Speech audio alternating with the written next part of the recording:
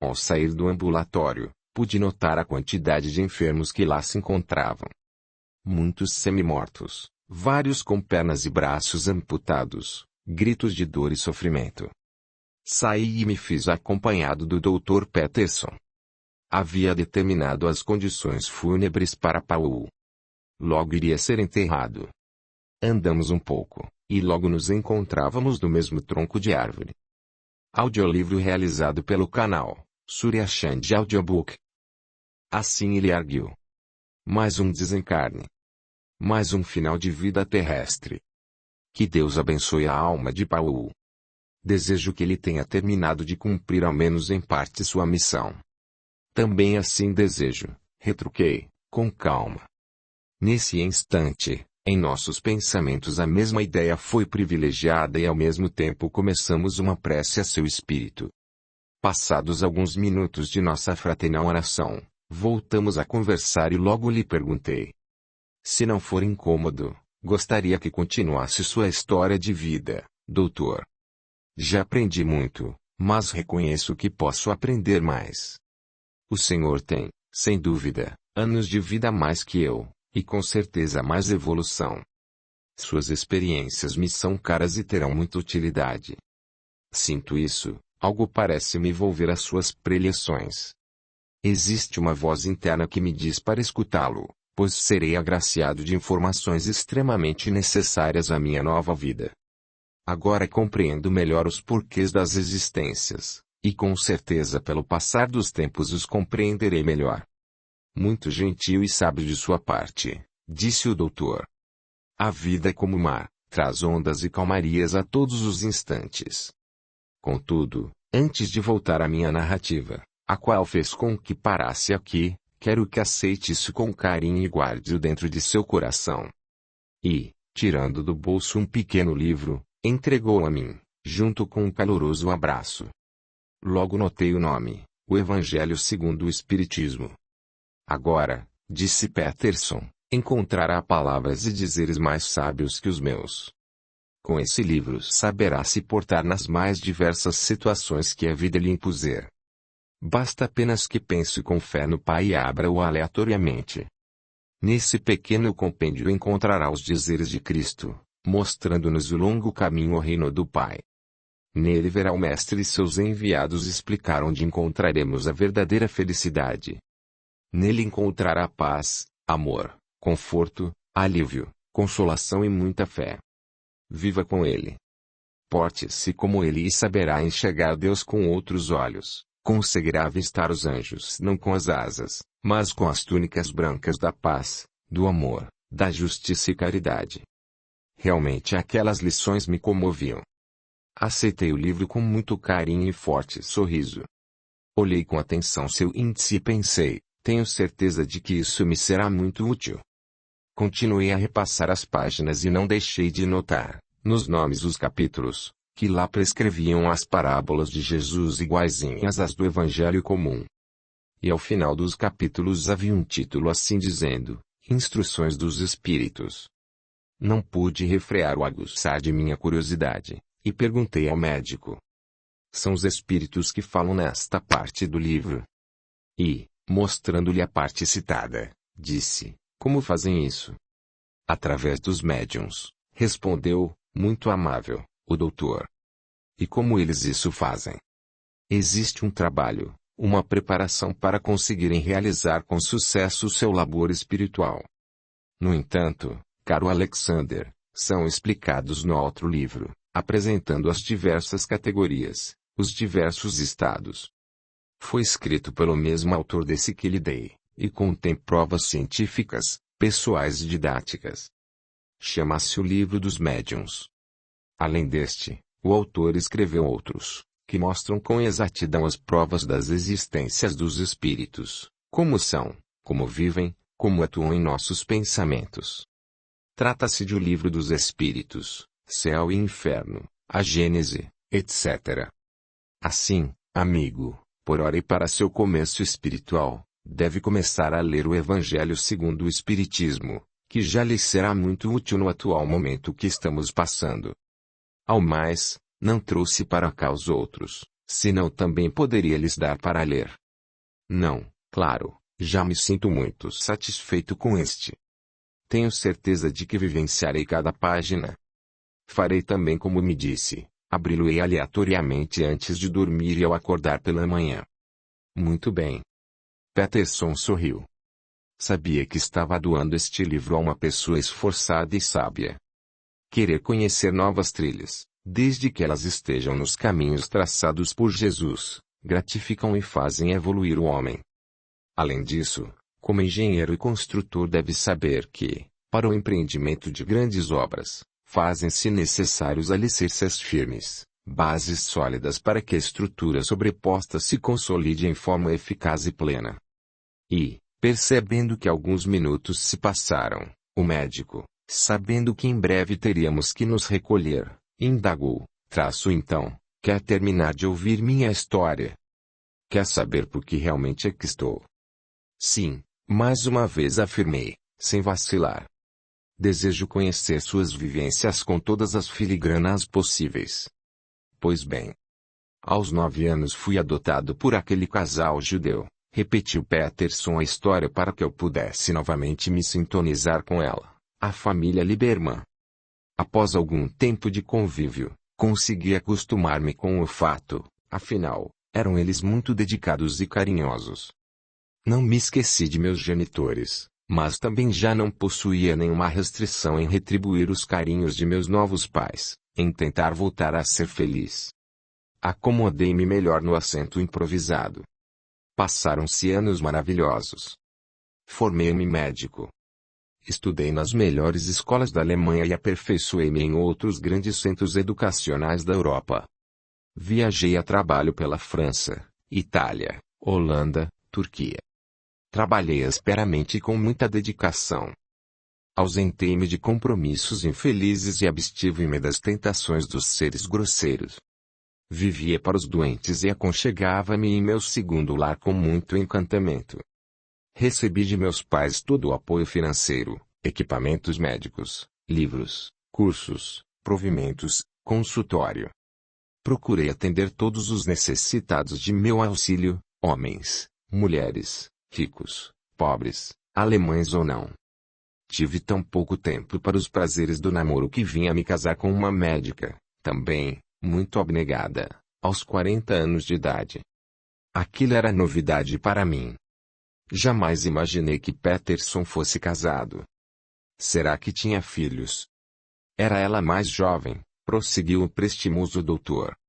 Contava na época das núpcias, 33 anos.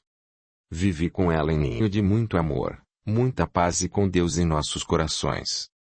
Foi com ela que aprendi a crer, a enxergar e praticar o espiritismo. Foi com ela que entendi que, para tornarmos-nos verdadeiramente espíritos de luz, ou puros, precisamos ser e efetuar diariamente o cristianismo. Necessitamos nos converter em cristãos. E não havia oportunidade mais proveitosa e salutar para assim vir a ser do que o exercício da medicina. Através dos trabalhos como médico consegui compreender o verdadeiro caráter cristão. Através desse ofício percebi que o homem necessita, na maioria das vezes, de remédio para a alma primeiro, e depois para o corpo. As palavras de Peterson, mais uma vez, deixavam-me espantadiço e boquiaberto. Não consegui nem ao menos fazer-lhe indagações. Quantas curiosidades e experiências me passava. Como era um homem bom, enxergava o próximo realmente como irmão, abstinha-se das fragilidades mundanas, mas agarrava-se na essência à alma, à bondade e misericórdia da criação. Em meio a esses meus pensamentos, continuou Peterson, com profundo encantamento, vivi com ela por apenas 5 anos. 5 anos e nem mais um dia. O que aconteceu com sua mulher? Estava eu agora tremendamente aterrorizado. Foi vítima de um tumor canceroso que a levou de nosso convívio em poucos 60 dias. E, com os olhos umedecidos, seguiu em frente, sofri muito. Mais uma perda entre as pessoas que mais amava. Tive que recorrer por completo ao carinho de meus pais adotivos e, principalmente, ao espiritismo. A santa doutrina nos acolhe hoje, ontem e sempre, nas horas felizes ou difíceis, nos momentos de amor e cólera. Como nos conforta, quanto nos alivia. E, superando sua comoção, voltou a dizer: não tivemos filhos, pois muito e árduo trabalho nos esperava todos os dias. Após alguns dias para a superação da perda, voltei a meus afazeres, agora com mais vontade e afinco. Senti-me um ser poderoso e imaginava encontrar a cura para esse mal da humanidade, pois o câncer é uma doença aniquiladora de vidas. Confiei estudos, tempo e recursos financeiros meus e de meus pais adotivos no combate e tratamento do câncer. Não consegui muitos bons resultados práticos, porém aos doentes transmiti as lições de Jesus com base no Espiritismo, que, tenho certeza, lhe foram mais úteis. Procurei sempre aliviá-los com as palavras do Mestre e encorajá-los para a nova vida que os chamava. Interrompi nesse momento o Senhor amável e indaguei-lhe: conseguiu superar a perda da morte de sua esposa em poucos dias? A perda, sim. Não poderia aceitar-me sendo um egoísta. Entretanto, jamais a esquecerei. Isso era novidade também para mim, visto que levei longos anos para esquecer a morte de meu pai. Por isso, assim disse, conseguiu somente com a ajuda do Espiritismo. Primeiro com fé em Deus. Depois, com o remédio para a alma, para nossos sofrimentos, as lições de Jesus, tudo isso com base no Espiritismo. Não posso deixar de falar dos inúmeros amigos e amigas que também me confortaram, além dos ombros acolhedores de meus segundos pais. Estava estupefato. Continuava, a cada frase de Peterson, mais e mais entretido. Era de fato uma história de dor. Como que adivinhando meu pensamento, ele seguiu em frente. Procurei a cada dia que me passava entreter mais no amor ao próximo e na caridade aos necessitados. Comecei a viver daquele momento em diante uma vida ainda mais regrada nos preceitos cristãos. Após esta última frase, fez pequena pausa, e mais uma vez consegui notar cair das alturas maiores e novos flocos de luz. Dessa vez, as cores eram em maior número. Existiam as verdes, amarelas, azuis, brancas, lilazes, e uma outra que não consigo transcrever-lhes neste momento. Não existem palavras em nossos dicionários para descrevê-la, muito menos para indicar e conceituar o momento sublime pelo qual passávamos. Assim, Alexander, continuei a vida. Esperava não mais sofrer, porém. Parou Peterson a narração, pois parecia conter as lágrimas, engolindo em seco. E, após breve suspiro, respirou fundo e prosseguiu, sempre em tom doce. Alexander, a vida parece muito simples e, às vezes, muito complicada. Saber sofrer é um dever do espírito que almeja posições elevadas no reino de Deus. Aquele que é resignado às determinações do Pai eleva-se a ponto de não mais descer. Sofremos aquilo que aguentamos e merecemos. Sofremos pelo nosso pedir. Complicamos nossas vidas a partir do momento em que nos afastamos do maior. Vivemos melhor quando trazemos-lo dentro de nossos corações. Só a partir desse momento compreendemos o seu amor, a sua verdade e a sua justiça. Somente nesse instante compreendemos o amor maior, o amor do eterno. Só daí praticamos realmente as lições de Cristo. Só assim efetuamos as leis de caridade, só assim amamo-nos uns aos outros e afastamos a ignorância do orgulho e egoísmo de nossos atos e pensamentos. Peterson ressaltou ainda outras importâncias do amor, da caridade, da moral e da verdadeira justiça. Explanou em mais alguns minutos o verdadeiro caráter do homem cristão. Dissertou rapidamente sobre amor ao próximo e caridade abnegada, a caridade sem espera de retribuição. Mas uma vez eu o entendia como se fosse um professor sublime. Peterson falava com o coração. Emitia notas musicais belíssimas em suas palavras. Seu tom de voz convencia e emocionava, pois falava pela alma. Eu não conseguia deixar de ouvi-lo por um só segundo, e, após mais um breve intervalo para guardar fôlego, voltou a ressaltar o médico caridoso. Meus pais adotivos eram muito ricos. Eram judeus, como já lhe disse. E, como bem sabe, O nosso governante, com a falsa desculpa de nacionalista, com o pretexto de serem os alemães da raça superior, ariana, mandou prendê-los e levou-os ao que chamam de campo de concentração. Oh! Seus pais não conseguiram fugir da Alemanha? Redargui com extrema estranheza e indignação. Não fugiram. Eram pessoas de princípios. Eram como eu, tementes a Deus. Interrompendo-o de novo, lhe disse. Como assim eram? Quer me dizer que... Sim, Alexander, eles também morreram, afirmou, com voz fraca e olhos úmidos. Um breve intervalo se passou, e Peterson reagiu como um forte e confiante cristão.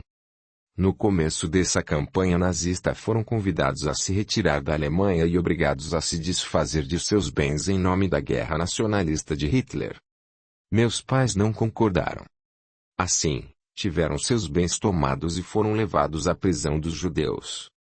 Sofreram imensos desgostos, torturas e humilhações, e, como já estavam em idade avançada, morreram por desnutrição e rompimento cardíaco. O que você fez perante isso, Peterson? Eu não cabia em mim de indignação. O que um bom espírita deve fazer? Orei a Deus. Procurei, antes de suas prisões, caminhos jurídicos e políticos para salvá-los. Nada consegui, no entanto, apesar de possuir amizades influentes. Não tentei convencê-los a fugir da Alemanha, pois eram íntegros e jamais largariam suas posses em mãos inescrupulosas. Nunca concordariam em financiar uma guerra que só morte e destruição traz aos homens. Eu não ia demovê-los de suas convicções, pois, embora judeus, eram praticantes do espiritismo e não temiam a morte física. Compreendiam suas provações e agiam para o bem e a evolução do espírito. Nesse momento, não pude deixar de pensar no sofrimento da vida daquele médico e, com mais certeza agora, aceitava suas palavras referentes ao espiritismo. Concordava, sem dúvida, a partir desse último esclarecimento, com o que havia me dito: sempre existe alguém que sofre mais que nós. Realmente considerava minha vida de dor, mas, comparada de Peterson, era bem pequena, quase minúscula. Retornou a conversação o doutor, agora parecendo aliviado depois de ter contado sobre a morte de seus pais judeus. Sim, Alexander, voltou a dizer, conformado, a vida que tenho conhece bem a dor. Como desejas saber toda a minha história, não vou deixar de contar-lhe como cheguei aqui. E assim retruquei. Então não veio porque quis. Sempre desejei ajudar como irmão a todos. Jamais reneguei colaboração médica a ninguém, nem mesmo aos que se consideravam meus inimigos. Como já comentei, possuía pacientes da alma e do corpo em clínica recuperatória e de reabilitação, e, realmente, não desejava tê-los deixado apesar de saber que ficaram em boas mãos. Nossa, reagi, como temos a história parecida nesse ponto. Não só nesse. Peterson sorriu. Após a prisão de meus pais adotivos, comecei a sofrer perseguições políticas. Partidários do nazismo viram em minha pessoa um inimigo pessoal. Vasculharam minha vida e descobriram que meus genitores não eram da raça pura, ariana, e, além de ter sido adotado por judeus, eu era contrário ao regime em vigor. Assim, Alexander, também me acusaram de comunista e começaram a exigir mais impostos de minhas propriedades. Além disso, queriam que contribuísse para esta horrenda guerra com grandes haveres financeiros, pois sabiam ser um homem abastado. E, como não concordava com suas exigências, eles começaram a me insultar e praticar atentados terroristas contra a clínica, me forçando indiretamente a aceitar a convocação para médico na guerra sem que ao menos pudesse dizer não. Tive que aceitar para não ver mais tutelados meus mortos. Caso contrário, poderiam aniquilá-los, ou tirariam meus recursos por não ser eu ariano, isto pelo muito que me ameaçavam. Peterson fez breve intervalo. Veja, filho, eu jamais negaria ajuda médica ou espiritual a um ser humano, tão menos a espiritual. Mas, diante das circunstâncias, seria mais útil ficar na Alemanha administrando meus doentes em tratamento. Sim, disse eu a ele, é muito mais responsável ser útil para aquele que precisa que ser inútil para algo que inutilmente foi criado. Quanta ignorância! Sim, extremo atraso espiritual. Temos de convir que não só dos governantes, mas também do povo, que em sua maioria apoia esse regime diabólico. Os cidadãos não conseguem sequer enxergar Deus em seus olhos materiais. Acreditam ser de uma raça mais inteligente, mas confiam e são dirigidos por uma pessoa que nem a ela pertence. Lembremos-nos de que Hitler é austríaco. Concordei com o balançar da cabeça. Continuamos a conversar por mais alguns minutos, pois a hora passava e tínhamos que nos recolher por ordem de superiores. Na despedida, abraçamo-nos fortemente. Estava eu comovidíssimo com a história de Peterson. Desejei-lhe sucesso com todo o amor de meu coração, e ouvi dele o seguinte: que Deus o guie nessa nova estrada que começa a trilhar, filho, e que o Espiritismo a ilumine para que você possa colher nela somente as flores dos bons dizeres de Jesus. Estas foram as últimas palavras que escutei da alma de Peterson. Após essa noite, as batalhas se intensificaram e diversos incidentes apresentaram-se à minha pessoa. Capítulo 9. Primeiro sonho como espírita. Fui me recolher, e logo me instalei em minhas acomodações militares. Não conseguia deixar de pensar naquela história da vida de Peterson. Por quantos sofrimentos havia passado? Quantos ainda teria que passar? Sobreviveria a essa terrível guerra? Iria salvar-se e retornaria para cuidar de seus doentes? O que mais impressionava o meu coração era a clareza e a compreensão com que encarava a vida. Conseguia facilmente transmitir ideias amáveis, inclusive sobre aqueles que o perseguiram. Era admirável sua fé em Deus. Ao contrário de muitos, a cada dor, a cada perda que tinha na vida parecia aumentar sua fé no Pai. Quanta perseverança! Quanta firmeza! Supria a dor com amor e mais trabalho. Dedicava-se como um anjo a seus doentes. Vivia pela luz deixada a nós por Jesus, e não se arriscava no abismo das trevas. Ouvia o coração do Espírito, acreditava nas palavras e nos gestos puros. Não se orgulhava dos dons, ou da posição social que detinha, colocava-se à disposição dos carentes. Como dizia, tratava os males do corpo e da alma. Pelo que percebi em nossas conversações, não se rendia ao cansaço e ocupava seu tempo de vida a acariciar as lições cristãs. Não rompia com aqueles que se consideravam inimigos, ao contrário, amava-os como a todos, pois tinha plena consciência de sermos todos irmãos. Sabia que devia curá-los, porque o Mestre havia nos ensinado ser fácil amar somente aqueles que nos amam. Conhecia o segredo para tratar com os injustos, os coléricos, os odiosos. Havia recebido do céu inúmeras provas amargas, mas soube superá-las e as transformou em alimento divino. Graduou-se na trilha do amor ao próximo. Formou-se pelas lições de Jesus. Doutorou-se através da fé em Deus. Era, sem dúvida, o homem mais sábio que eu havia conhecido. Tinha plena convicção de aplicar a religião aos problemas do dia a dia. Era virtuoso.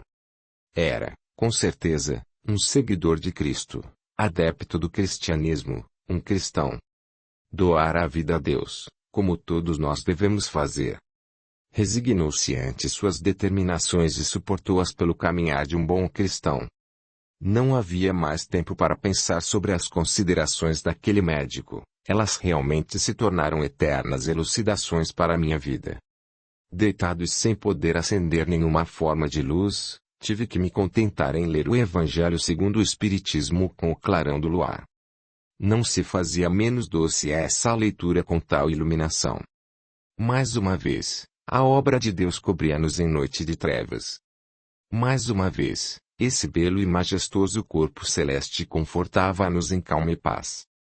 Parecia iluminar também nossas almas e cobria-nos como a nos socorrer em confortáveis passes magnéticos.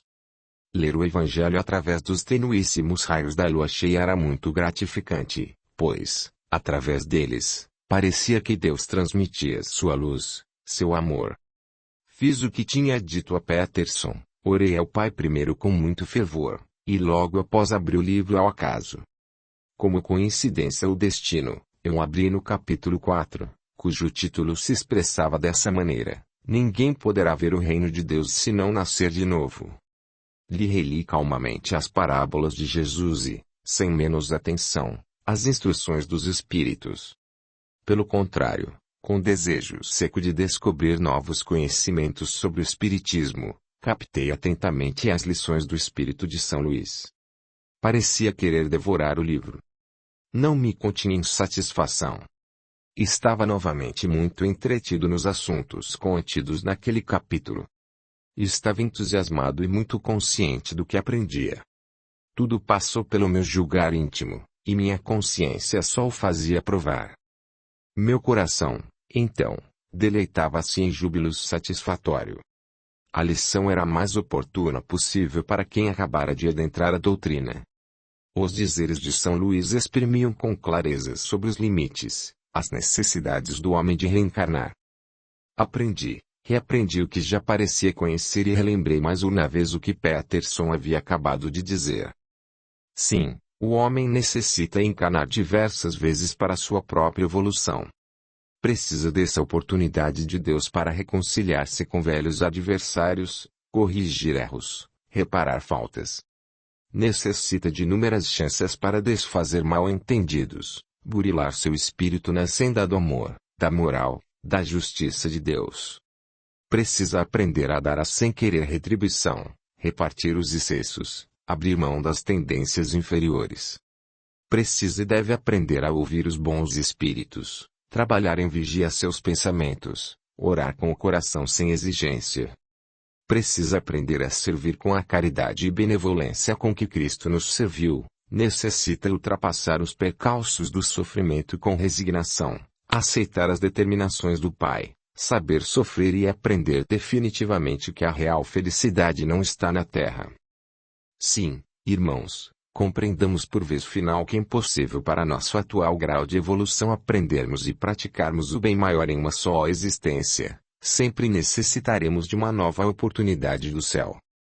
Aqueles que querem superar os infortúnios, adentrar no reino do Pai, necessitam nascer de novo e dilapidar seus espíritos, a fim de que estes pratiquem as lições cristãs deixadas a nós por Jesus e apagando de seus espíritos as tendências escuras advindas das trevas. A lição do Evangelho, com certeza, não foi uma coincidência. E, a partir daquele dia, consegui compreender que nas parábolas de Cristo, além dos dizeres cristãos, estava prescrita a doutrina espírita. Após fechar o livro, orei pelos bons sonhos e adormeci com a felicidade de uma criança que acaba de ganhar um brinquedo novo. Claro que o livro não era um brinquedo, mas a minha felicidade igualou-se à de uma criança, e rendi graças e júbilos aos céus. Adormeci facilmente, mesmo porque aquela noite parecia calma, sem nenhuma perturbação da guerra. Apesar das acomodações rudes e simples, dormi como um anjo no colo do Pai. Nunca, mesmo quando em casa materna, procurei grandes luxos. Preocupava-me, sim, com o sono tranquilo e equilibrador, com o sono restaurador das forças físicas e espirituais. Pelo limiar da madrugada, despertei espantado com o sonho que havia tido. Conto-lhes hoje, e o denomino como o meu primeiro sonho como espírita. Novamente, sem mais ser novidade, estava sonhando com aquela bela e encantadora jovem. Como já lhes disse, nunca a tinha visto ou dela ouvido falar. Jamais pensei sequer em uma moça com alguma semelhança física. Repetia ela a vestimenta que usara em meu último sonho. Havia um aumento na cor de seu chale, aquele que lhe cobria os ombros. Ele agora parecia com mais alvura, candura muito mais brilhante.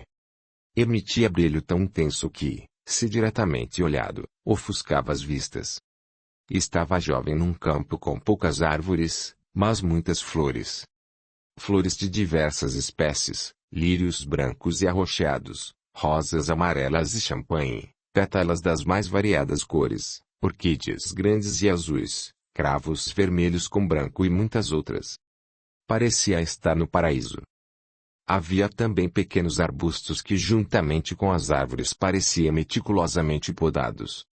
A grama era rasteira e transparecia como flocos suaves e leves de algodão de cor esverdeada. Encontrava-se a uns 2 metros dela um homem com vestes estranhas, semelhantes a uma túnica verde clara. Possuía ele barba grande, mas bem feita, e cabelos brancos. Na direção deles encontrava-me eu, com um terno azul e cabelo feito, com bigode e pouca barba, coisa de estranhar, pois eu possuía rosto limpo, sem barba ou bigode. Estranhava-me, também, o modo como assentávamos os pés à grama, pois parecia quase não sentir o peso do corpo, nem o suave gramado. Das flores, com leve vento em forma de brisa, conseguíamos perceber seu perfume encantador. Era muito diferente do que sentia nos passeios que fazia pelos campos floridos da Alemanha em plena primavera. Aquela imagem de sonho era ainda mais bonita. Notava, também, a cor do céu algo mais clara e suave em seu azul. Parecia-me estar mais junto, mais próximo dele de suas poucas nuvens. Foi então, após ter reparado em todas essas maravilhosas nuances, que aquela bela jovem assim me falou: Alexander, hoje você aprendeu muito e conseguiu dar mais um passo em direção a seu destino. Olhei-a espantado, e pude reparar que seus lindos olhos pretos irradiavam luz, que atingiu meu coração. Consegui hoje caminhar um pouco mais para perto de Jesus. Despertou do sonho, do esquecimento de que a vida não acaba após morte. Sem dúvida, estava ela se referindo ao espiritismo, pois eu havia acabado de aceitar a imortalidade da alma, a reencarnação dos espíritos.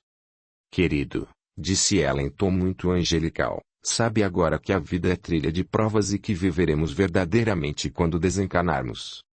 Agora luta e dedicação, dor e verdade, sofrimento e aprendizado.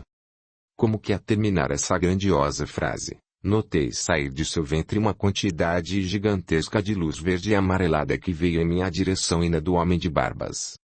E continuou assim ela. Trouxe para conversar com você um velho amigo, o Sr. Kolonovski, que quer lhe transmitir alguns ensinos. Virando-me em direção a esse homem, balancei a cabeça como a instigá-lo a me dirigir a palavra. Então, começou ele a proferir palavras que até então me eram ininteligíveis. Voltei-me novamente àquela moça e falei: não consigo entendê-lo. Não conheço esse idioma. Calma, Alexander, procure escutá-lo como irmão de alma, como irmão de espírito, como filho do mesmo pai. Tornei a fitar o Sr. Kolonovski, que retornou fala. Continuei sem compreendê-lo, e, como que percebendo minha fragilidade espiritual, aquela encantadora moça veio em minha direção, colocou sua destra sobre minha fronte, e a mão esquerda, na altura de meu coração. Agora, Alexander, escute-o com os ouvidos da alma, tenha calma e fé no Pai. E como num ato de extrema novidade para mim consegui compreendê-lo em seu idioma, o russo. Disse meu homem, pelo pouco que lembro, que a guerra me traria o destino, bastava apenas que encontrasse com Deus em meu coração, que tivesse a coragem dos cristãos e não temesse dor alguma, pois Cristo havia superado em seu calvário de mártir por todos nós. Disse também que continuasse a enxergar a vida para o futuro, esquecesse o passado e vivesse o presente. Falou-me que Cristo foi útil para nós, mas soube a hora certa de partir. Que aprender com Jesus é seguir por bases sólidas e caminhos retos. A dor que ora passamos serão os remédios para a alma enferma que possuímos. Aprender e evoluir requer sacrifícios e muita abdicação. E, quase ao final, afirmou, Moisés nos ensinou, não mate. E concluiu assim, aquele que mata erra, aquele que erra se engana, o que se engana se atrasa, o atrasado não enxerga a luz, o que não a vê cai na escuridão, o que está na escuridão vive pelas trevas e necessitará sempre de um novo perdão do Pai. Escute sua consciência e não tema pelo que ter que passar. Continue a ajudar, como faz com as crianças. Não esqueça que todos somos irmãos e que a guerra gera morte, destruição e desunião. Com ela perdemos a liberdade dada a nós por Deus. Não prenda, não fira nem maltrate nenhum de seus irmãos. Já sabe agora que hoje somos russos, amanhã seremos alemães e depois indianos. A cada encarnação podemos mudar de cor e raça para evoluirmos, e não para radicalizarmos e pregarmos preconceitos. Deixe seu bom coração agir nessa horrenda guerra e perdoe todos aqueles que necessitam da luz do Supremo. Siga com os princípios bons que possui os que aprendeu. E repetiu, terminando, somos todos irmãos. A moça, nesse momento, fez comovente prece e deu-me um olhar de despedida. Assim, acordei e comecei a analisar qual seria o sentido daquele sonho. Porque aquela bela jovem estava sempre presente neles. O que quereria dizer aquele homem de barbas longas?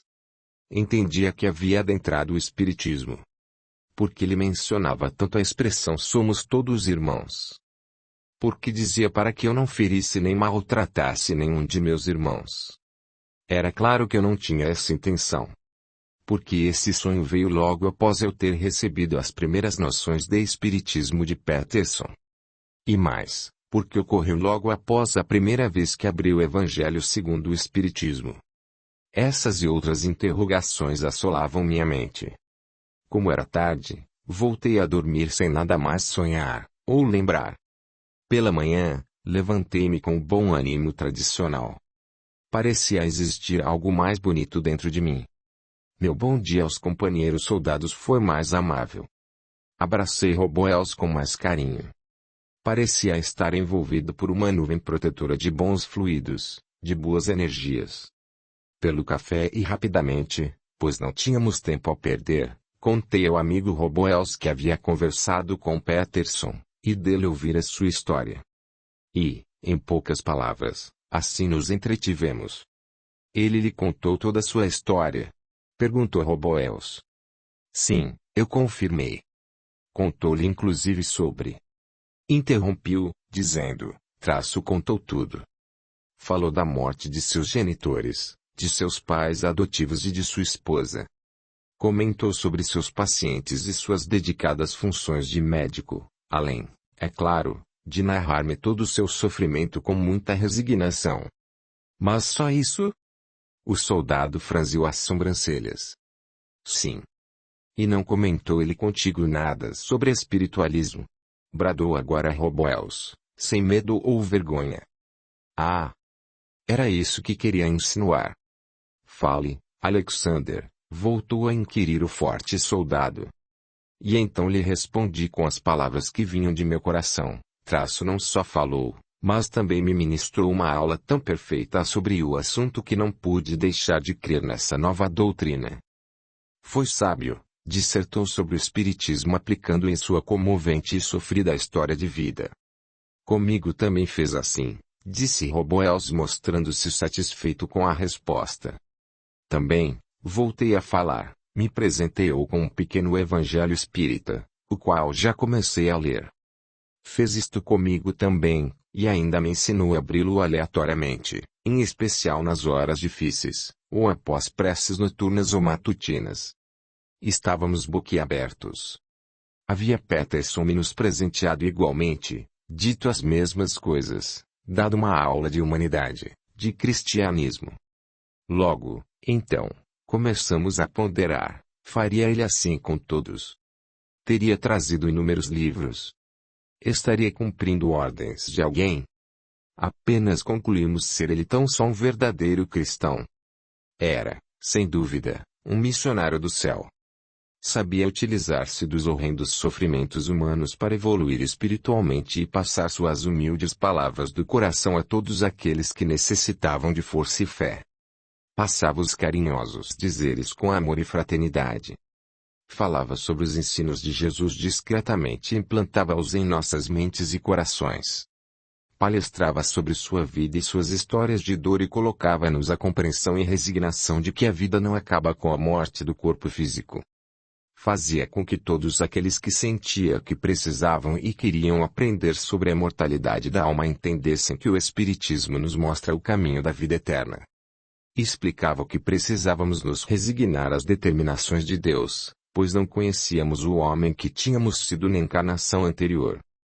realmente fazia da guerra e do sofrimento de todos mais um meio para nos mostrar que Jesus nos encaminhou havia muito, e Deus sempre nos concede uma nova oportunidade para acertarmos.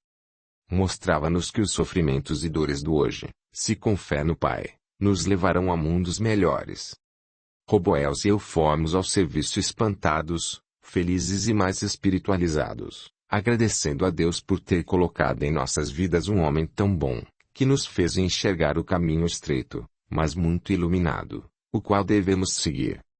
Abriu-nos os olhos para a verdade de que o cristianismo praticado com amor, caridade e fé nos livrará da longa trilha de sofrimento e escuridão das trevas.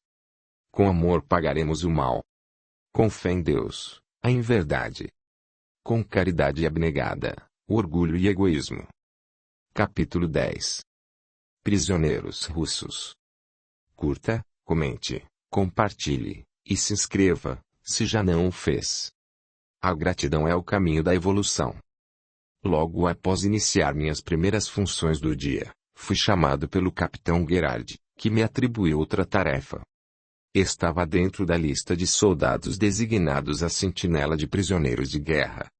Teria que efetuar a seguinte missão: encaminhá-los a Rio Próximo, a fim de que pudessem efetuar a higiene pessoal, e depois levá-los até um agrupamento militar alemão, o qual iria buscá-los com caminhões e conduzi-los a outro refúgio prisional.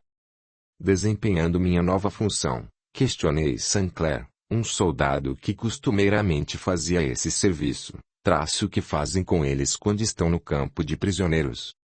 Sinclair respondeu ironicamente: são forçados a trabalhar no conserto de veículos, a carregar caminhões para transporte de alimentos, armas, etc. E como vivem? Continuei a indagar-lhe. A pão e água, respondeu-me, rindo, e empedernidamente, como se a gostar da situação, da maneira como eram tratados aqueles homens. Mas assim acabam por morrer, reagi com Kizila. Que morram, falou Sinclair. São filhos de comunistas, não fazem parte de nossa insigne e nobre raça. E também procuram fazer o mesmo com nossos soldados. Ou pensa que não matam soldados alemães prisioneiros?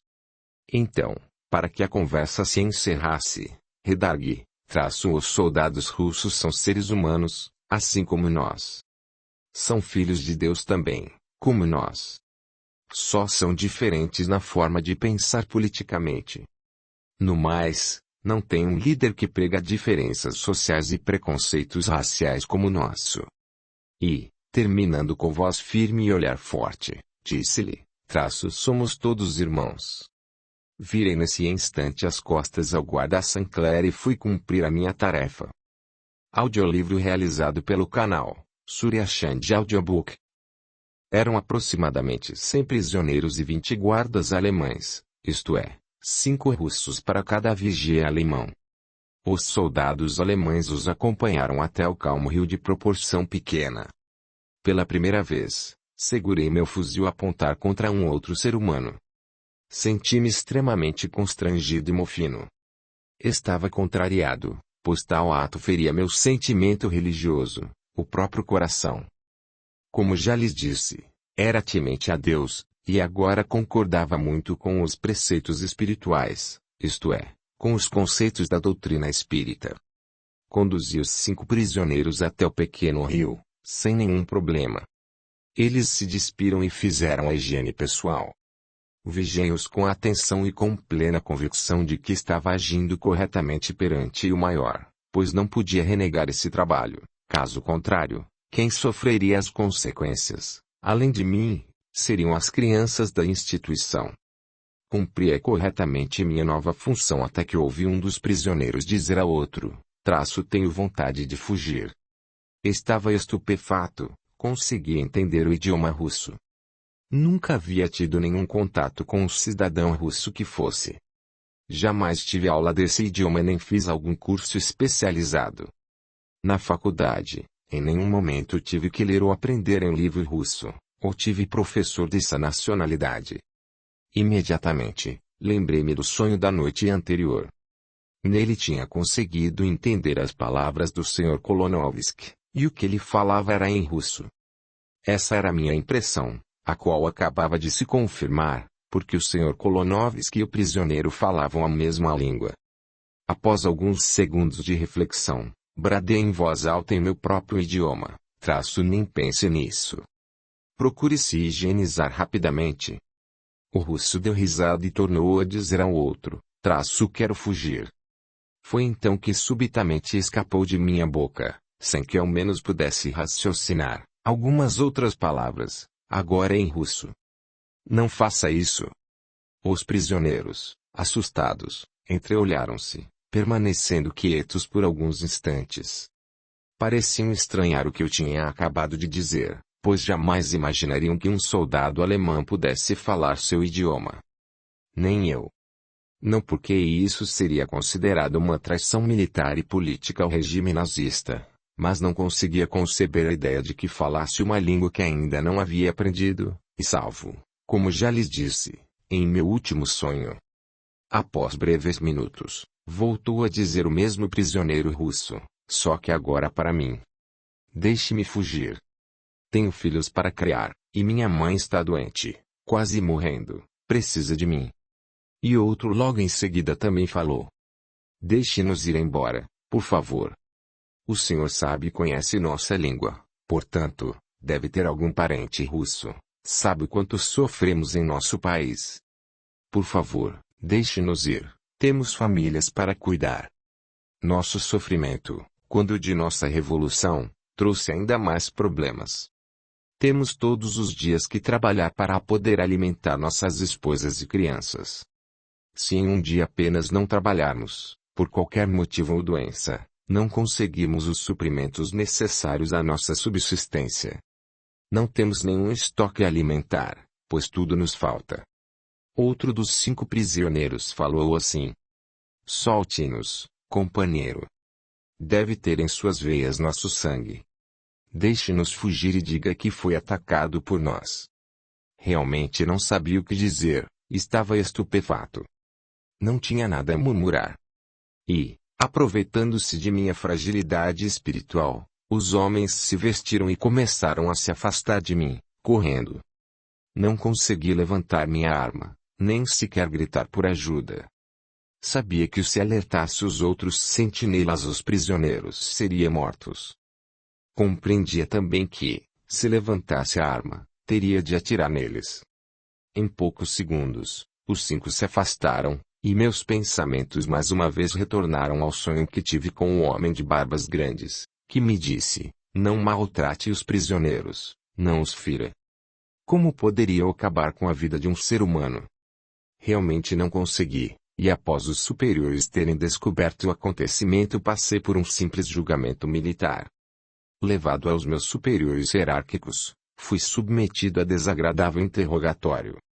Também me ofereceram oportunidade de defesa que não deixei de apresentar, assim dizendo, sou engenheiro, fui convocado para esta guerra por necessidade que desconheço. Não tenho prestígio e competência militar. Pouco treinamento tive antes de empenharmos a marchar pelos Balcãs. Não consegui aprender muito, e sou completamente ignorante para essas atividades. Ao mais, fui surpreendido pelos 5 prisioneiros de uma vez só, que me acertaram a cabeça com uma pedra. Fiquei desacordado, aí eles fugiram.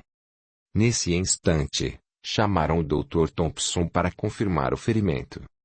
O médico, amigo do Dr. Peterson, examinou minha cabeça perto da região do pescoço e falou aos nossos superiores. Sim, foi atacado e teve sorte de não ter sido pior, precisa ficar em observação médica. Os militares o dispensaram e se reuniram para decidir o meu caso.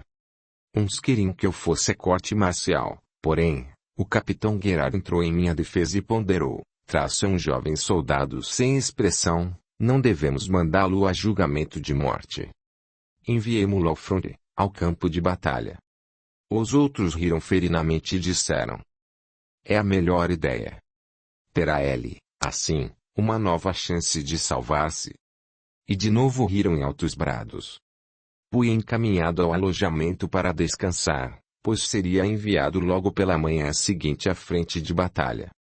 Participava do 2º pelotão de infantaria, Esse contingente menos preparado para a guerra ficava com a função de guardar prisioneiros, transporte de feridos, alimentação, armazenamento de armamentos, munição, sistema de comunicação e rádio.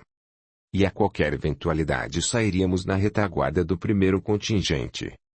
Em meus simples aposentos, veio ver-me, logo após, o capitão Gerard, o qual em poucos segundos disse-me, em tom de piedade: foi o que melhor pude lhe fazer. Foi a única forma de ajudá-lo a não ir para a condenação na corte marcial. Com certeza, seria levado a fuzilamento, soldado. Sim, capitão. Agradeço por sua colaboração. E, aproveitando a oportunidade, pedi-lhe permissão para escrever uma carta à minha mãe, visto que até então não havia sido concedido meu pedido. O capitão, que não era homem rude, falou desse modo: escreva bem rápido.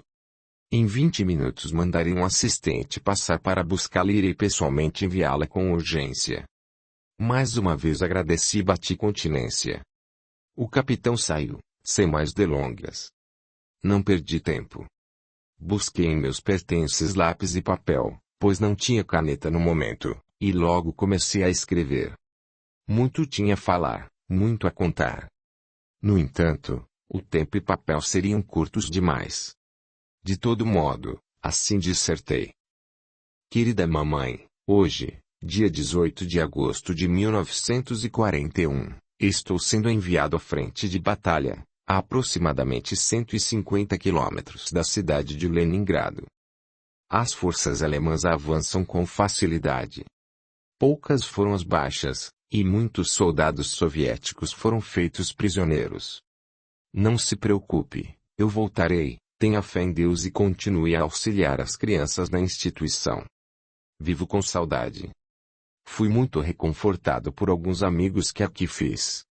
Um deles, mãe, mostrou-me uma nova maneira de encarar a vida, e também a morte. O nome dele é Dr. Peterson.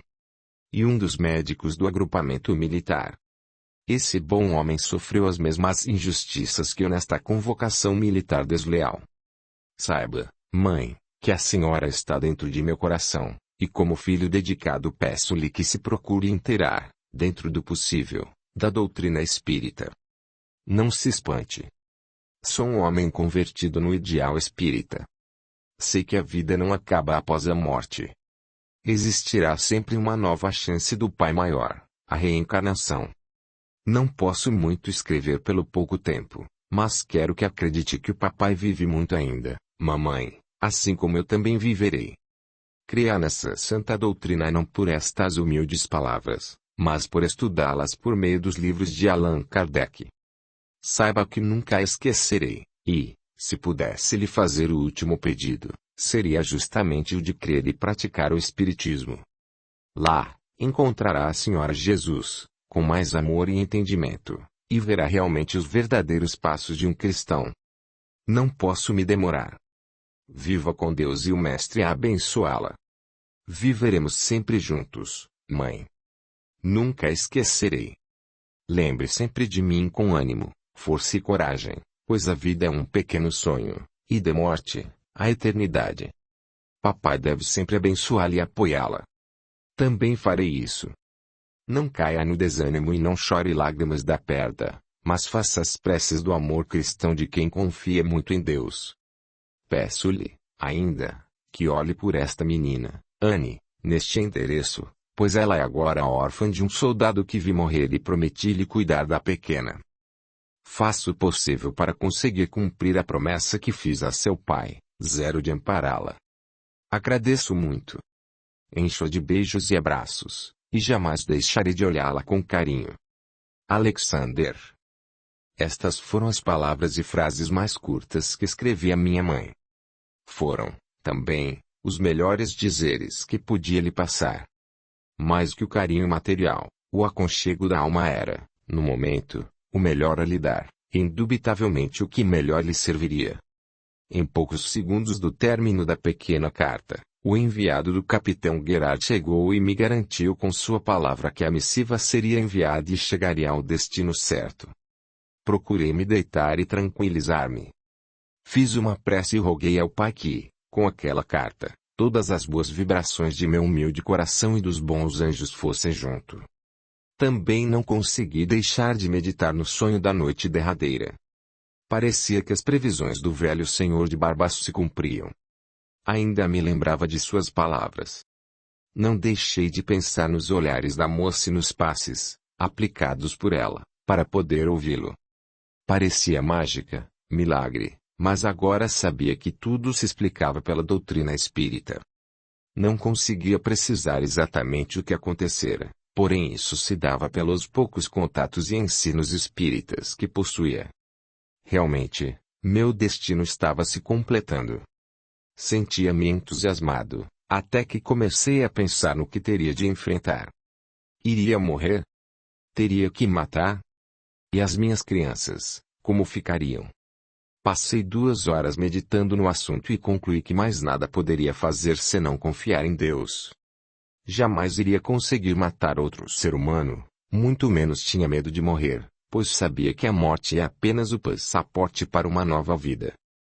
Somente preocupava-me com o destino das crianças, e, no crepúsculo noturno, resolvi dormir, pois partiria ainda de madrugada. Então, abri o Evangelho, e a lição mais uma vez me surpreendeu. Tinha aberto no capítulo 19, a fé transporta montanhas. Li e reli as parábolas de Jesus e os dizeres do capítulo comentados por Kardec e pelos Espíritos. Após alguns minutos de meditação, disse a mim mesmo: fé em Deus, Alexander. Jesus muito sofreu por nós. Confie sua vida ao Pai, porque seu amor é sublime. Confie nele e não tenha medo da eterna viagem.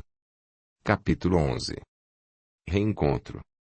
Logo pelas 4 horas da madrugada do dia seguinte à fuga dos 5 prisioneiros, peguei o transporte que me levaria ao campo de batalha propriamente dito. A Alemanha, em suas determinações ofensivas, avançava facilmente com suas tropas armadas em direção aos objetivos almejados. Pelo norte, sob o comando do Marechal von Leeb, avançávamos quilômetros e estávamos perto de sitiar Leningrado, uma das metrópoles. A União das Repúblicas Socialistas Soviéticas, apesar do maior contingente militar, tanto em número de homens, aviões, tanques e caminhões, era facilmente dominada pelas táticas de guerra, astúcia e experiência dos comandantes alemães. A invasão pelo norte demonstrava a superioridade logística alemã em relação à soviética. Foram poucas as baixas alemãs, e poucas as perdas de armas, aviões e tanques de guerra. Os soviéticos, ao contrário, se viam com milhares de perdas humanas e bélicas, além de mais de 600 mil prisioneiros, divididos pelas frentes de ataque do norte, centro e sul. Até aquele dia 19, os bombardeios aéreos alemães haviam destruído poderosos pontos estratégicos da União Soviética, e as unidades Panzer, dizimado vilas, pequenas cidades e matado milhares de pessoas. O poder bélico alemão era mais ágil e poderoso que o soviético, apesar de ser inferior numericamente. Na frente central, o Marechal Blücher avançava por Varna e preparava-se para invadir Moscou. Poucas as perdas humanas alemãs, mas inúmeras as soviéticas. Na frente sul, o Marechal Rundstedt já avançava para Kiev, após ter feito milhares de prisioneiros. A guerra, passados 2/3 do mês de agosto, mostrava-se totalmente favorável à vitória alemã. Nosso acampamento, que se deslocava conforme a movimentação do primeiro contingente militar, até então não havia sofrido sequer um ataque aéreo. Os soldados e comandantes estavam certos da vitória, apesar do desgaste físico.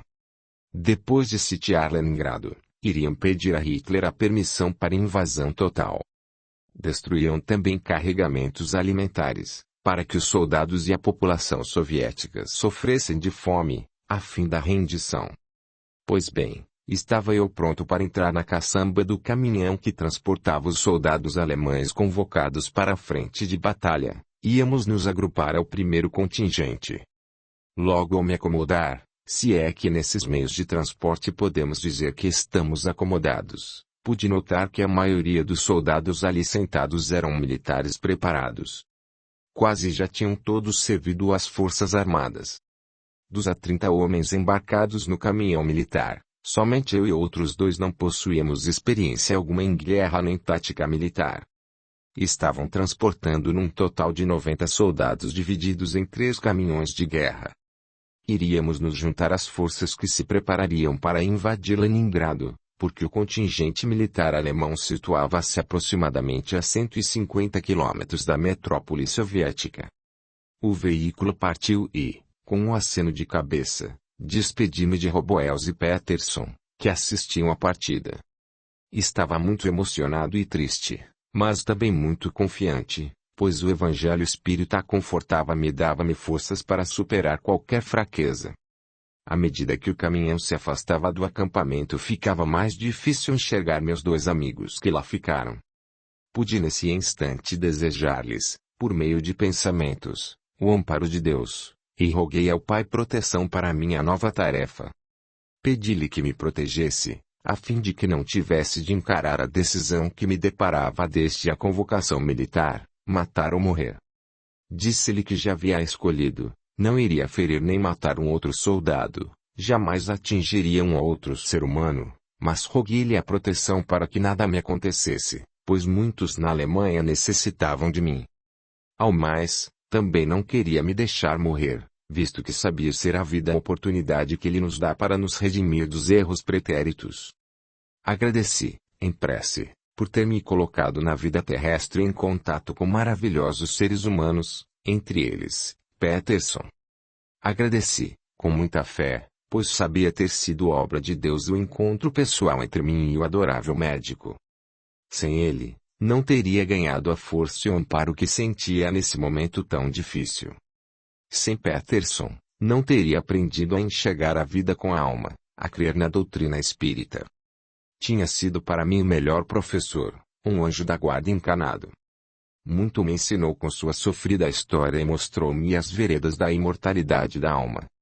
O caminhão prosseguia lentamente, e, com o começar do raiar do dia, o sol principiava a apresentar-se a distância enorme.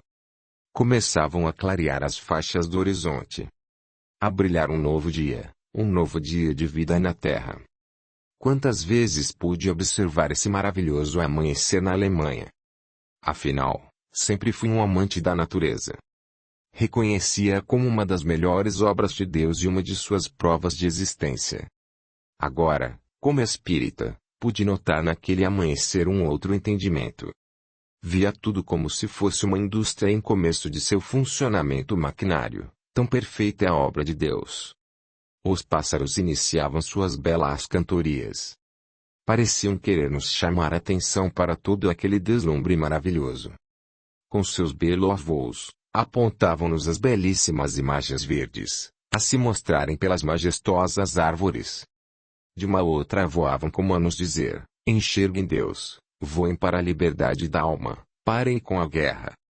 Seus cantos harmônicos despertavam-nos a uma realidade bem diferente, a de que vivíamos uma realidade sublime, a da paz. O orvalho que cobria a vegetação começava a desaparecer com os primeiros raios de sol. Tudo era encantador. As borboletas também começavam a acordar e nos dar um espetáculo inesquecível dentro da floresta. Iam e vinham, faziam piruetas, a querer nos distrair, talvez, com o intuito de que desistíssemos da batalha. As flores, muito lindas, mostravam-se em diversas cores e formas. Havia os lírios azuis e brancos e as margaridas amarelas. Pude notar, também, uns poucos girassóis, muito formosos. Tudo me deslumbrava. Tudo parecia querer nos mostrar que o Pai nos convida na terra a compartilhar sua luz, sua criação, seu amor e sua paz. Todas aquelas divinas imagens faziam-se aparecer como formas puras do amor de Deus por nós. Todas elas nos mostravam que não precisamos morrer, ou desencarnar, para esperarmos no céu algo mais belo e puro. Na Terra, planeta em que vivemos quando encarnados, também encontramos supremas maravilhas. Não é só no mundo dos espíritos que as encontraremos, ou, como alguns preferem, no mundo dos anjos, o maior, a nos criar, também assim fez com tudo, como a natureza. O homem, os pássaros, as flores, a vegetação, as florestas, o mar, o sol, o rio, a lua, tudo é obra de Deus. E tudo o que o Pai faz é perfeito e inteligente. Saibamos cuidar do que Ele nos deu para quando vivermos encanados, pois não precisamos morrer para aproveitar suas deliciosas obras. Reeduquemo-nos e aprendamos que a Terra, o planeta das provas e expiações, é também de Deus, e tudo que dele provém é perfeito. Cuidemos de nossa natureza. Vivamos com ela para captarmos a essência mais pura do Pai. E certo que no mundo dos espíritos tudo é lindo, sublime e sábio, mas evoluamos e aproveitemos as belezas naturais da Terra quando encanados, pois estas não deixam de ser formas radiantes do amor do Eterno. Longo era o percurso para chegarmos até o primeiro contingente militar. As estradas se achavam tortuosas e perigosas, porque havia chovido muito, e os caminhões escorregavam pela pista de barro. Um deles havia atolado, o que nos custou tempo para removê-lo e colocá-lo em condição de seguir viagem. Quando não caía a chuva, o sol apresentava-se fortíssimo, e, quando este sumia, a chuva tornava a cair, grossa e fria. Estávamos havia algumas horas na estrada, percorrendo grandes retas, subidas e descidas perigosas, pois algumas delas advinham de grandes barrancos, onde o caminhão passava apertadamente entre o muro do barranco e longo precipício. Havíamos atravessado algumas cidades tomadas pelos alemães, onde fomos fraternalmente saudados pelos nossos soldados. Tínhamos ultrapassado algumas vielas, aquelas das quais disse que não eram consideradas cidades, porque não faziam parte dos mapas militares. Pude perceber estarem aquelas vielas, as bem pequenas, com reduzido número de casas e habitantes, completamente destruídas. A vegetação ao redor delas também, inclusive grande parte da floresta. Havia inúmeros corpos em decomposição e várias criancinhas sobreviventes gritando por socorro. Abstenho-me de narrar mais do que vi e presenciei nessas pequenas vilas destruídas, pois procuro neste humilde compêndio alertar, envolver os espíritos à confraternização, ao amor e a crer que todos somos irmãos. Jamais terei a intenção, ou permissão das esferas mais altas, de comentar ou narrar fatos menores que só venham a chocar, e não a contribuir para a evolução do espírito humano. Saibam apenas que qualquer narração teria que ser com base primeiro em informação de como viviam os homens toscos e rudes, habitantes da terra em seus primórdios. Só assim conseguiríamos comparar a ação do homem nessa guerra, já à beira da chegada do terceiro milênio.